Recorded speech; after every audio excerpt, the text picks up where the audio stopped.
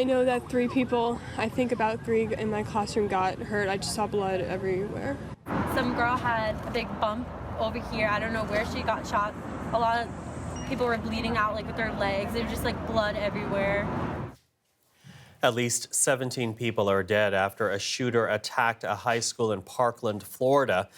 These are new images of the 19-year-old suspect, Nikolas Cruz, in custody this morning. Authorities have charged him with 17 counts of premeditated murder.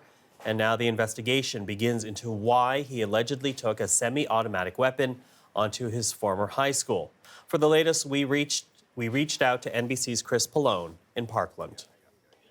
One thing is for sure, Parkland, Florida is a changed community this morning. You always hear when something like this happens in the United States, and it's happened in many, many cities over the last couple of decades. We never thought it could happen here, and then it does happen, and people are absolutely shattered. There are 17 families here that are saying goodbye to loved ones unexpectedly. There are 15 more that have loved ones in the hospital trying to recover from injuries they sustained. Some of those people are fighting for their lives.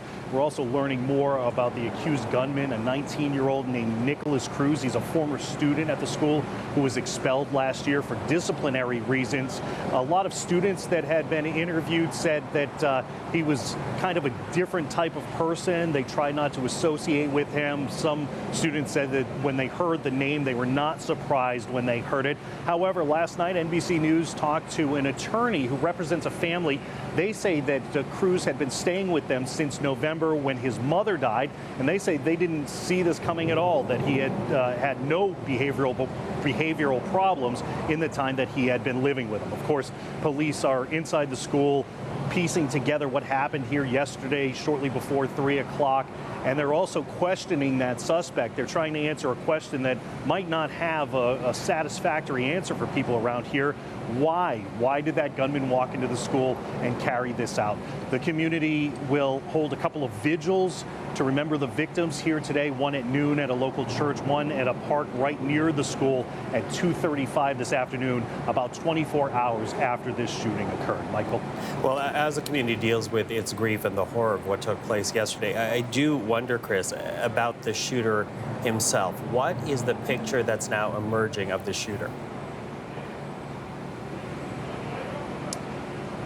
Yeah, it's conflicting. Obviously, the family says that he stayed with them and he followed all of their rules. But many students say that he was known to them here. He had been expelled last year. They said, I heard one student say that when he came to this school, he had talked about being expelled from a couple of other schools previously.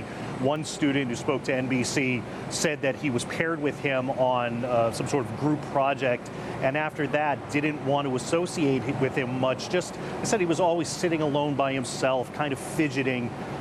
Police are combing through his social media because apparently there are some what some people would consider alarming posts on social media that maybe might have pointed to something like this, but it's still certainly very early in the investigation.